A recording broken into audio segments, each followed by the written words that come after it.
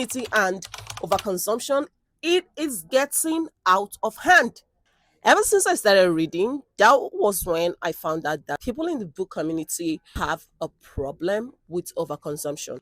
No offense, I do buy books a lot, but it is for a good reason. None of the books I get are thrifted. Most of the books I read, I get the ebook version. But then, for people in the Western countries that have access to libraries, I wonder, do you guys actually use your libraries? Because if you're in Nigeria like me and you buy books a lot, and it makes sense because here in Nigeria, we do not have like actual functioning libraries that has these books that we want to read. What we have here are mostly independent bookstores. But then our libraries, most of them are not functioning enough to stock up these books.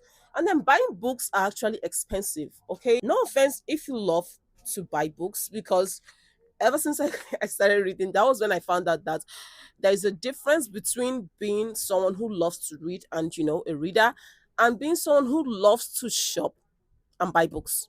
They are actually not the same thing, okay, according to the book talk community, which left me amazed because I know that every single book that I buy, I actually buy them with the intention of reading them. Most of the books that I've bought this year, I have read more than half of it. And once in a while, I put myself on a book buying ban.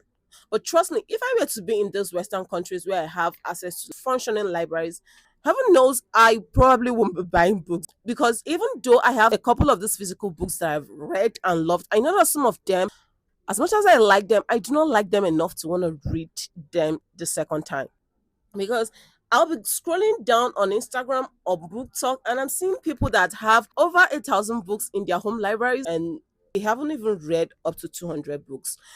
I saw someone that had over 400 unread books in her home library. What the hell were you doing that made you buy up to 400 books that you've not read? And a lot of these books have been on their shelf for years, and instead of them to read them, they keep on piling more books on top of them. And then you wonder why you cannot get through your TBR, because they are increasing every day. It doesn't make sense when you go on a journey to say you want to read down the books in your TBR.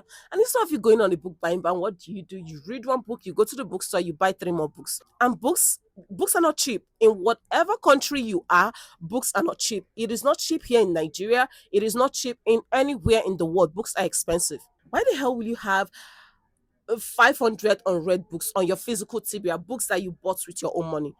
I mean, unless they were acts given to you by publishing companies and authors. But then why will you collect acts or demand for acts that you are not going to read? Make it make sense, okay?